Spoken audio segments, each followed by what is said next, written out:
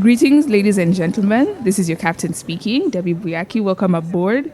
Today we're taking a flight over nature's view, a 2030 climate journey story. Kicking off from Nairobi, making multiple stops at food, sustainability, and finally landing at climate. I hope you enjoy this climate journey story. Seatbelts on and wheels up.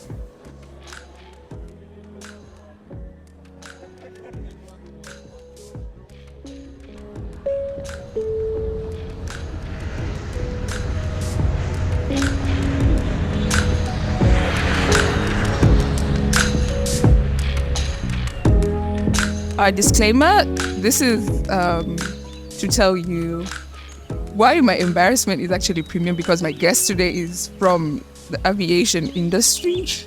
And once he introduces himself, you'll now see why it turns into Pro Max. But anyway, would you please introduce yourself and tell us your name, where you're from, and what you do? I think that's the first set. Your name, where you're from, and what you do. Right, hi Deb. My name is Jesko Stierman, and I'm originally from Hamburg, Germany. Yeah, I'm an airline pilot, but last few years I've been kind of focusing on sustainability matters. So, right, as he said, he's an airline pilot, and you guys know how this podcast is run. I don't think he knows, but he'll find out. It's based on the aviation industry. Anyways, so we're going to talk about, as he mentioned, sustainability in a broad sense, backwards, starting from food, a bit in the gist of what we did in season 1 and episode 7. We talk about food production and what it takes to put a plate of food on the table. But today we'll be taking a different route on what that plate of food constitutes. So we're going from food to aviation. Oh my God. Can we let me arrange my thoughts though. We're gonna start backwards. Food production and maybe food, then sustainability, and then climate.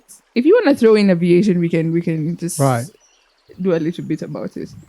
But yeah, so in the previous episode, which I actually encourage you to listen to, season 1, episode 7 specifically, we talked about food production and its dangers and how it affects the climate and what it takes for, the average quote-unquote peasant farmer to feed 70% of the population with only 30% of the land mass. Crazy still. So we're going to look into how the benefits of food in regards to health and our planet. So we met through a friend of a friend through an event. And I'd like you to give us a brief about your events and how they are going to take us into the food industry as we begin our podcast journey. Right. So I'm interested in combining the theory of sustainability with the kind of like the reality of it, right? Mm-hmm. So, in theory, it all looks wonderful, right? Because you just said food, if we eat healthy, it's also going to be better for the planet. Right. If we're a bigger, better community, we're going to be a stronger voice. It's going to be better for politics. It's going to be better for sustainability. So all of this kind of connects in theory. So how you put this in practice. Right. So my approach was to get people together around food, around a meal, fairly healthy meal, but still delicious. Yeah. And just spread awareness of sustainability. What was your first event? My first. If you can remember. I don't remember the exact topic, but it was in 21, close to State House at a place called Lava Latte. Very good, very recommendable. But I don't remember the topic though, but it was probably about emissions. So because I like to start with emissions, like just look at the total of human excess emissions and break them up into categories like production, manufacturing, food, transportation, and so on. And then kind of just, go from there. So it was probably a general event like that.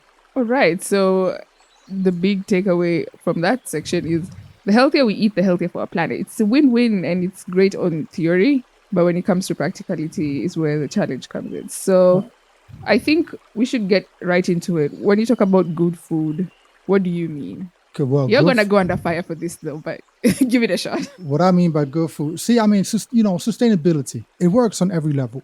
So it works even on a personal level. So a sustainable process is a process that doesn't degenerate in value. If you eat in a manner that theoretically your diet wouldn't be the cause of your death, theoretically, you know what I mean? Yeah. Then that ought to be good food. So if we take it to an extreme and we say all we do is eat fast food and junk food, obviously it's not going to be healthy. So everybody knows a balanced diet is a big factor. And then most doctors would agree that a lot of red meat is not healthy. And the same things apply to the planet. So you mentioned how much space agricultural land takes up of the habitable land, right? Yeah. I think my figure is about half, right? About half of the space on Earth that is habitable, we take up agriculture. Right. And most of that, and then big chunk of that is taken up by livestock. I think around 70% or so. So then that livestock need to be represented like largely in our calorie intake and our protein intake, but it's not. So we need to look at that a little bit more closely. So I would think a good, healthy diet is one that's low in ruminant foods, low in cow, lamb, all of that stuff, all of the, basically everything that's like chicken and swine is probably better for the environment. And then if you ask doctors, they would probably agree that white meat is better for you than red meat. So that would be my bottom line, low animal foods, low animal foods diet and not so much red meat. So are you just directly fronting vegan food? Of course not. But I don't think that kind of extreme is necessary. Okay. I think we'd all be perfectly fine if we have steak and all of that stuff. Just it's all a matter of balance and not overdoing it. Like if on average it takes about 5 to 10 times more land to put. It's getting a little theoretical now, but to put like 100 grams of protein on our table, on our plate, it takes like 3 to 10 times more land if that protein comes from red meat. Okay. So that's a message to us that, well, yes, it's delicious, but maybe we shouldn't be having it every day. Maybe it's enough if we have it on Sundays or just a few times a month. I mean, vegan food is very good for the planet. Yeah. I mean, of course, but is it necessary to go that far? Is it not enough just to say, all right, I'm going to limit my red meats. I'm going to have a little bit more chicken. And then maybe 5-6 times a week, I might just go plant-based entirely. You know what I mean? But why did you have to be so extreme about it? Right. Why the hate? Anyway, I think I'm also leaning towards having a balance eating.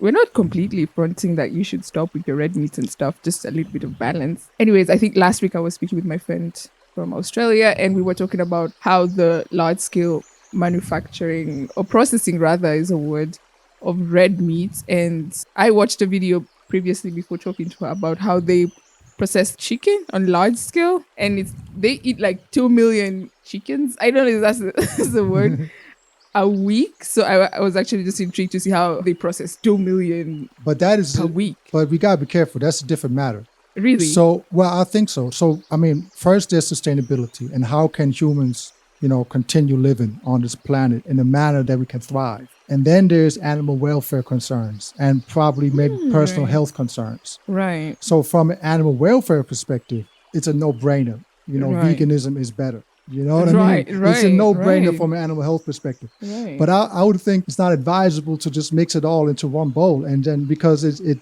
deters the message. From a sustainability perspective, ruminants are the issue. And from an animal health perspective, like industrialization in regards to, animal foods is the issue. But it's different issues. Right. I think I was going to lean in towards the animal health. It's so inhuman how they kill those animals. It's crazy. I think they put them in gas chambers or they electrocute their heads so they're unconscious. It's just like, I do this to them by eating chicken. It's crazy. It is crazy. And where maybe sustainability comes back into the picture is if you look what they need to do to keep these chickens sort of healthy enough. I don't want to know. So yeah, you don't want to know, but there's a lot of medication involved, the antibiotics and all of that, right? Usually.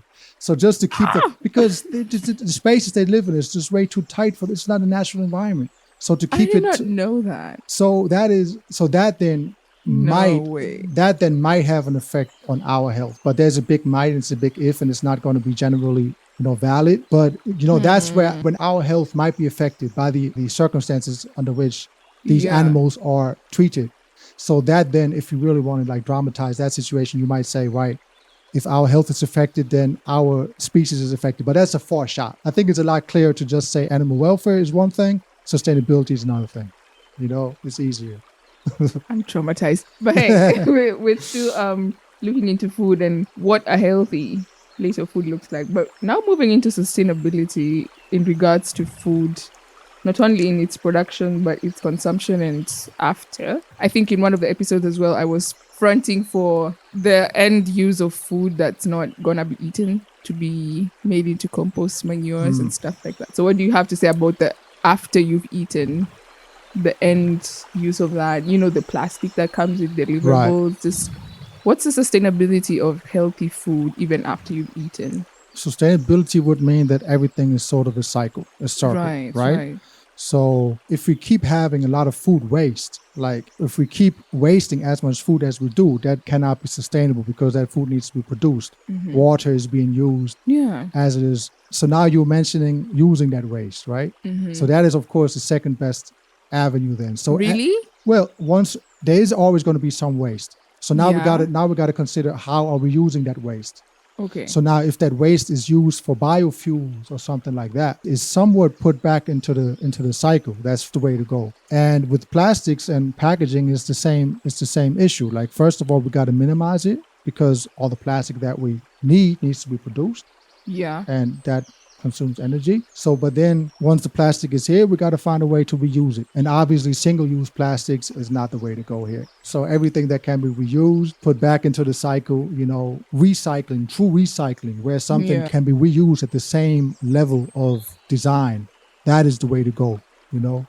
I think that this is as well still on the theoretical part. What is the practical part? We know today lots of food is delivered in single-use plastic. So what's like a practical thing someone can do instead of tossing them out after they've eaten the noodles or something? Right. So maybe one step back. So why are we... no. No, just like sometimes, I mean, just take one step back. Why are we like, I mean, how do we produce the most food waste? It's probably not the healthiest food, right? So it's that's what I'm saying. Like the theory sometimes can help us. So it's probably healthier and better and nicer even if you cook more, right? So once you cook more, straight away, if you go to the market, bring in your own shopping bag, you are producing all, and then if you kind of shop a little bit wisely and don't shop for 2 weeks in advance and then half the stuff is just going to waste away in your kitchen, if you're a little bit smart about it, you can probably almost minimize food waste entirely and minimize the amount of plastic that you need entirely just by cooking more yourself. So now that's the theory. Right. So now if you step away from that again and go back to the plastic, so now, I don't know, if you can, it depends on where you shop. For example, where I live, what I like to do is I have a few restaurants I like to buy food from. Right. It's very delicious and it's affordable. So what I'm doing with these people is that we are just exchanging plastic boxes back and forth. Really? Know? Yeah. So we have like, I think I have about 5 reusable containers in circulation and they just go back and forth between me and them. Can you guys hear this? So, I mean, so it works, right? Yeah. So I just, as I get my food, I exchange containers with them. I clean the other ones and I give them back clean to them and they just put my food back in them. So that wouldn't work if you go to if you order from like a big company, delivery company, it wouldn't work that way, you know. But then probably, is that even the best way to go? Maybe you should be supporting your local restaurants anyway for other reasons. And that's where all good is connected again, you know. I have never thought, I think I've done that before, but not exchanging with them. But I've never thought actually you could partner with those guys to actually keep exchanging them for you. That's pretty smart. But if you can't, so do you want to use like the reusable ones to plant trees? Because I'm gonna flaunt my trees again. Use the reusable containers to plant trees, like seeds. Okay, well that's like some kind of like a downcycling idea now. We use the plastic for something else that kind of makes sense. It's better than nothing. Okay, it's better than nothing. It's better than nothing for sure. Yeah, it's better than, I mean, once you have the plastic and you have no longer a use for it, you gotta, like, if you can implement it somewhere, that's better than nothing. If it can be recycled, that's better than nothing. Yeah. If it can be downcycled, you know, it's still better than, I mean, worst thing you can do is just toss it on the street or toss it on the landfill. Sure. Obviously, you know. I think I want to go back to the point on cooking food. You want to speak more about that in regards to what you're planning? Yes. So this, so far what I've been doing with the people in my my group is that we go to restaurants to eat. But yeah, lately I was thinking to mix that idea up a little bit and organize cooking workshops, because especially here in Kenya, in Nairobi, plant-based food is not too popular, I would think generally. Yeah. So, I mean, And it's just like this new idea, and it's the same in many countries that plant-based food is just not. It's just not. There's not a big tradition in it. So what if we just meet up and try some plant-based dishes together? Trial and error in a trial and error way. Cook some vegan food. See if it's good, because there is delicious vegan food. I can attest to that. So then, yeah, get together, cook some food, and then have a little bit of a discussion about climate change. So I'm trying to promote this idea now, because I think it's just because it highlights the community aspect. It highlights building something together in a way, right? Coming together, cooking together, planning together. I think it's more personal than just going to a restaurant, and more affordable also. And more affordable. I think I usually prefer to have action points when you're winding down the episodes. Do you want to give us one recipe? One recipe? That good food. Top of my head, there's it's like an Southeast Asian dish probably. It's like basically plain rice on a peanut sauce with broccoli, green beans, and fried tofu. Can we find that in local stores everywhere?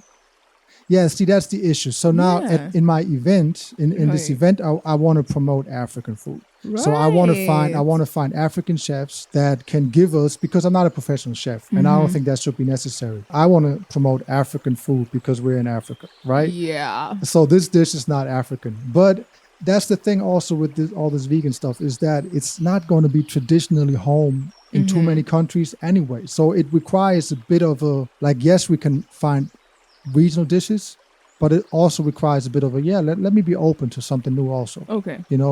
It doesn't have to be like, the West or Europe and North America pushing their agenda in Africa. It doesn't have to be anything like that. It's just, we all need to be a little bit open maybe to new food ideas.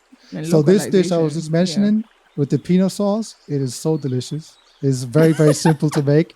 Right. And I can only recommend, I can recommend something like that. It might be one of the first dishes that we cook if we cannot find enough African stuff. Right. I think localization, it doesn't have to be everything from a recipe book from the West. If you can find that in Asia or Europe, this is an Asian dish. Oh, this is an Asian dish. It's an Asian dish. So if you can't find that in Africa or in Latin America, you can, of course, use whatever you can find that's still sustainable. I think you mentioned as well towards the end, it's good for climate. Do you want to talk about all this to sum it up? Because this is a climate-based podcast. Right.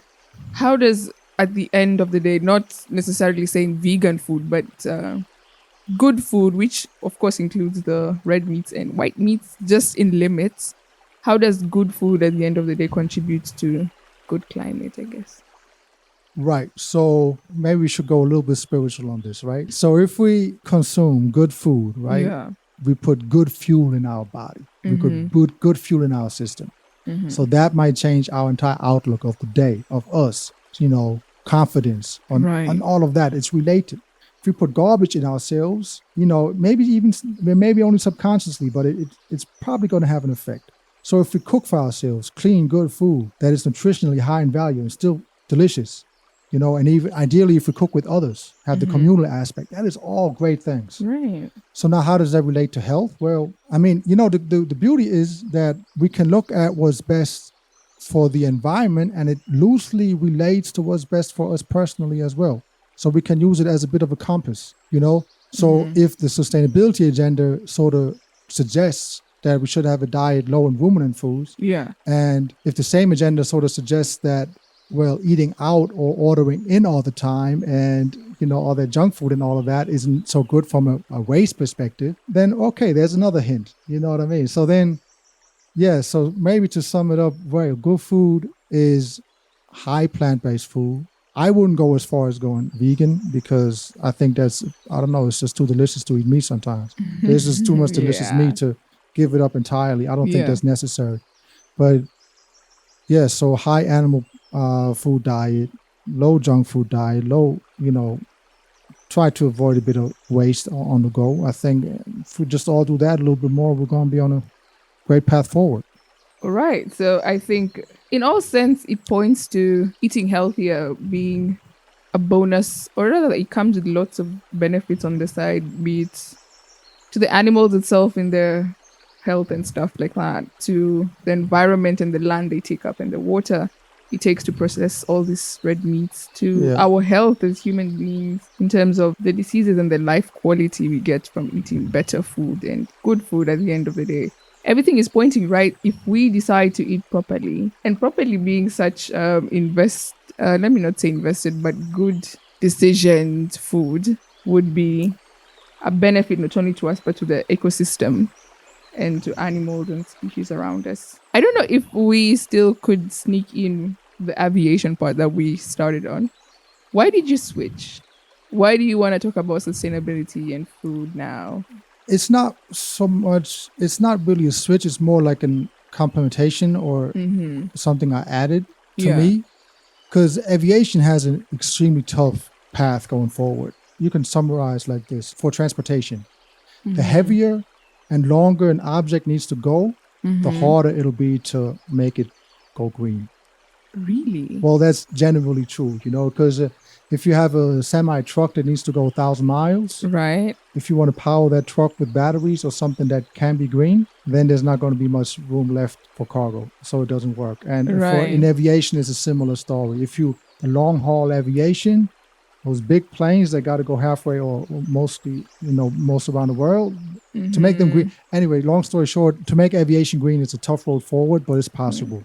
Yeah, it's definitely possible, but it's a bit of a foreshot. So I would think that we all have to do as much as we can do in a way, right? So for aviation right now, it's mostly about offsetting their emissions, rather than decarbonizing. It's just the technology is not yet there. So they are a lot about offsetting the emissions they cause. And for me personally, it was just I had a lot of time when the pandemic grounded most of the fleets. Right. And I just slowly got myself into sustainability, into nature, and I found it very interesting. There's a lot of big, interesting questions behind all that. Yeah. So then I went from the why is all of this happening to the, okay, well, how we go forward. And then I had a few ideas in my head that I was too curious to just, deny them to go into existence. So there you go. But it's still just more of a hobby, It's like I'm not in a position where I can make money off of this. Yeah. But it's a bit of a paradox to be flying to have time and money to do green stuff. But well, what can I do? Anyway, I think it's what we always talk about in regards to action. Anyone can take action anywhere, anyhow. So in climate, there's a lot to deal with, and there's a lot of areas maybe you can plug into. And he chose to plug into the food side. So what would you want to plug into? And as simple as it is, what action do you want to take in making the planet greener or safer for us as humans? There's a lot of scary statistics that are coming out as we go into Africa Climate Week and COP28. If you're listening to this in 2050, this is actually 2023. So there's a lot of scary statistics coming out. And at the end of the day, I always say there's hope, but only hope if there's action. So where will you plug into action? The climate field is huge, so join in somewhere. Thank you so much for coming and speaking to us about sustainability, food, and climate. Threw in a bit of health and a bit of aviation in there as well, because we're extra like that. But thank you for coming. If you have any last words to the listeners. No, you're very welcome. I love what you do. Yeah. And I'll be back to defend myself to all the people that say, "How the hell why is a pilot talking about sustainability?" I'll be happy to come back to talk about that. I know you're gonna go under fire because no, it's fair. It's fair. And he'll be back to answer all those questions. Yeah. So thank you for listening, and thank you for taking this journey with us. We hope definitely to see you on the next flight. See you.